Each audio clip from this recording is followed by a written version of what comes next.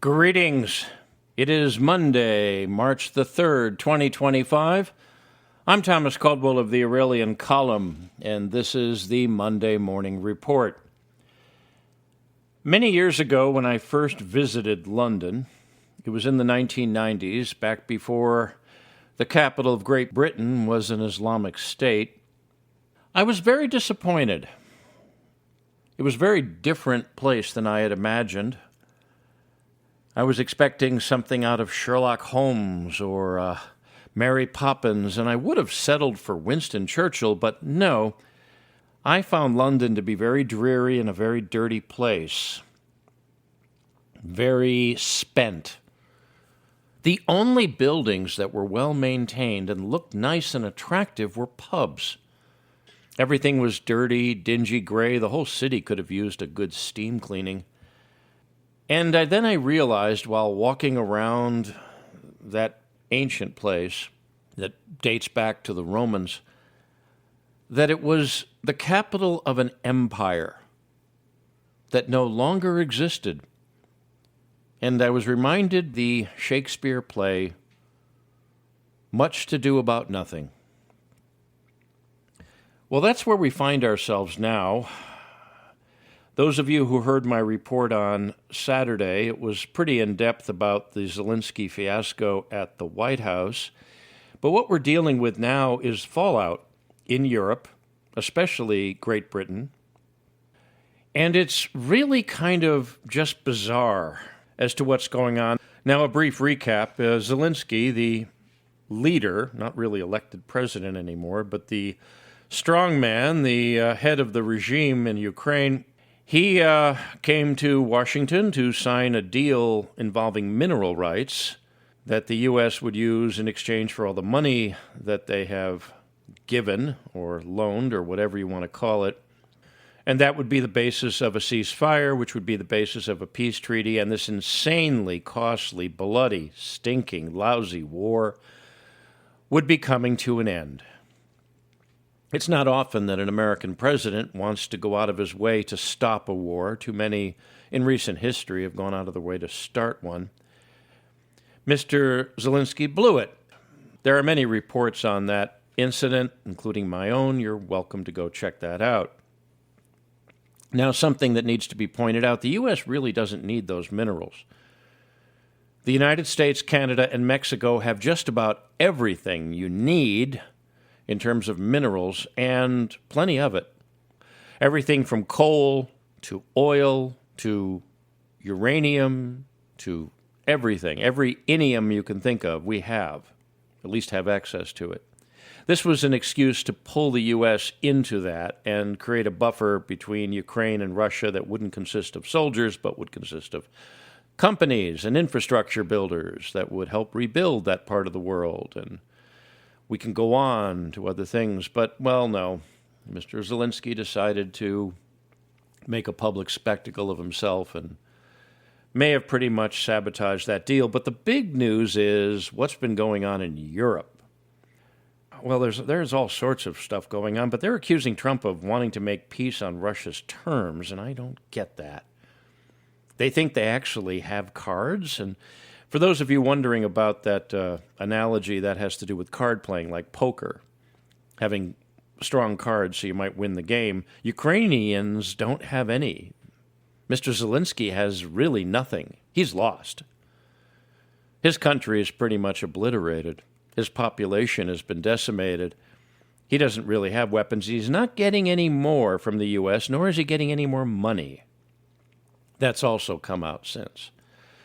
Europe, on the other hand, they're coming out and, for want of a better term, they're having a nervous breakdown. I've been following interviews with various government people throughout Europe, and they're talking about how they're angry with the U.S. The U.S. is siding with Russia, but we need the U.S., and they're angry at the U.S., and they are insulting the U.S., and they need the U.S., and oh boy. Here's a reality check. Europe doesn't really have much of a military. NATO was pretty much a formal name of letting the U.S. put bases in that part of the world. I've seen British politicians, Norwegian politicians, a few others here and there. They're real idiots. Are they really that stupid? In Norway, they said they weren't going to refuel any more American warships, and I think an American submarine was denied refueling, which is kind of funny since American submarines are nuclear-powered and they don't need oil. What's wrong with those people? The U.S. does not need Europe. Europe needs the United States. Got it? I think that NATO is going away pretty soon, and that's probably the best way to ensure peace in Europe and make sure that we don't go to war with Russia. Don't be in the firing line.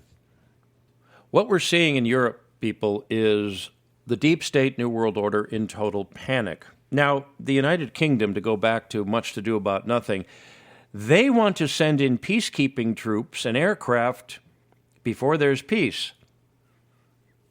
That's called invasion in most people's lexicon.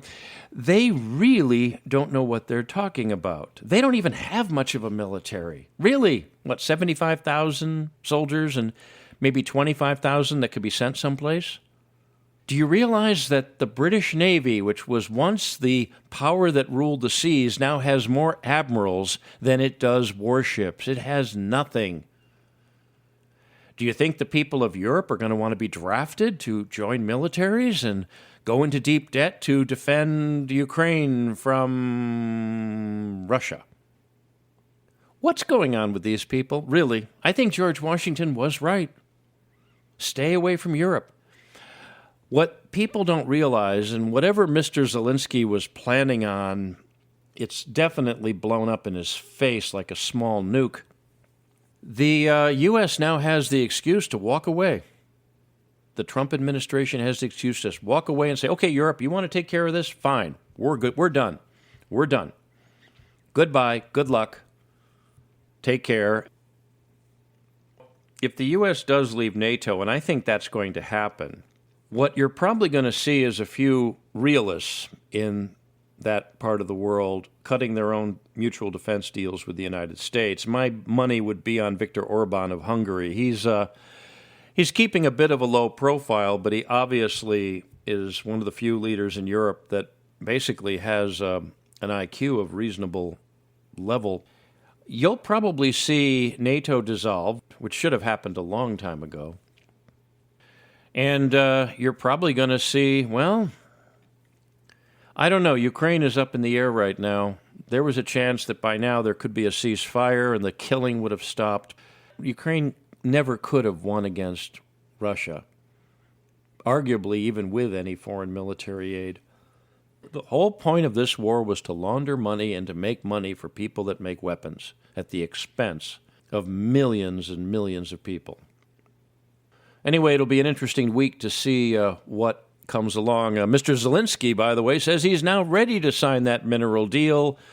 It's off the table. And I think the chances of it being revived by the Trump administration are pretty low. In other news, the Epstein files. Where are they? Where are the Epstein files? Really, I thought they were supposed to have been released by now, last week actually. There are many stories being floated about files being shredded by the FBI and incriminating video being deleted. Well, that isn't surprising, given what probably is in those files and on that video. Well, we'll see what the new head of the FBI and the new Attorney General, which is the American equivalent of the Justice Minister, what they're going to have to say over the next few days. It'll be interesting. Granted that the distraction in the White House with Mr. Zelensky has taken the spotlight off that, but I expect the spotlight to be returning pretty soon. And speaking of depravity, the Oscars were held last night. Who cares? Now, in the more close-to-home category, North and South Carolina in the United States have had wildfires, pretty serious ones, at least for that region. For those of you outside the U.S., North and South Carolina are in the southeast corner of the country. You don't usually hear about wildfires there, or forest fires. One of them was pretty bad near a place called Myrtle Beach, which is a high-end area. And as of this morning, it seems that things are coming under control. It should also be noted those fires were nowhere near as bad or as large as what you see in California. My guess is that's because they manage their forests a lot better than the Californians do, and that's not really news. But we'll see how that goes. Anyways, weather is changing. The reason of it changing and why it's changing and why things are drier and why things are colder and why things are warmer, well, that's going to be open to not just debate, but more important, it should be opened up to scientific scrutiny. Back to Washington, D.C., DOGE, under Mr. Elon Musk, continues to delve into the finances of the federal government. Oh, boy. This is getting so... I don't know. I think everybody's getting numb at exactly how much corruption and how much insanity has been going on. I mean, the people who've been given the checkbook, you got to... If there's ever been an excuse or a reason to reopen mental institutions, I think this is it, because whoever's been in charge of this stuff does need their heads examined. Anyways, expect more shocking revelations in the coming days and weeks. And if we're lucky, we'll be seeing many orange jumpsuits and people marching off to prison. At least we can hope. Another thing that's news that seems to have been skipped, President Trump has announced something called the Crypto Strategic Reserve. It's an effort, apparently, to make the U.S. the center of cryptocurrency. Now, many people aren't really sold on cryptocurrency. If suddenly there's electricity just vaporizing from the planet, so would all this wealth. I think cryptocurrency is a pretty weird thing myself. I do follow it, but I'm a little bit skeptical as to why it's going on, especially when government gets involved. But this could prove interesting. There's something going on behind the scenes. I don't think this is something that President Trump or even his immediate entourage would come up with on their own. So that's something that's worth watching in the coming months, probably years. The Crypto Strategic Reserve. And speaking of strategic reserve, there's supposed to be an audit of Fort Knox in Kentucky. That is the military facility that's supposed to contain the gold reserve of the United States. It's not really as important as it once was because the U.S. dollar is no longer backed by gold. It's a fiat currency. But people are wondering, what's there? Is it gold? Is it fake gold? Is it empty? We'll see what happens. I don't know if they're going to have live television coverage, but that might be entertaining. But it's something to follow and something to look for. Now, I'm going to leave you today with some more positive news. And that is, yesterday, Sunday, a private American company landed a probe on the moon. Really. It's called Blue Ghost 1. It touched down successfully. This is technically the second private landing on the moon. There was an earlier mission some time ago, but that probe toppled over. And, well, when you topple over, I don't think that really counts as a successful landing. But it is an accomplishment. A private company was able to finance the launch of a probe in a rocket, send it to the moon, and successfully land it, and probably do some surveying. The moon does have resources we can use, something called helium-3. You can go do some research on that yourself, but there's always something good going on when all the bad stuff is going on. During the Vietnam War, we were landing on the moon. In the 1970s, we had very good music, even though everything else seemed to suck. During the Cold War, we did an awful lot of interesting things. How I miss the 20th century. That's it for today. If you like my work, please like, subscribe, and share. Share with your friends and share with your enemies. I can be reached at feedback@aureliancolumn.com. That's feedback@aureliancolumn.com. I'm up on X. My handle there is MICCAMPEN. That's MICCAMPEN. This podcast originates at Substack. The address there is aureliancolumn.substack.com. Until we meet again, be good, be safe, be vigilant, and remember, Clown World and the Deep State must be destroyed. Good day.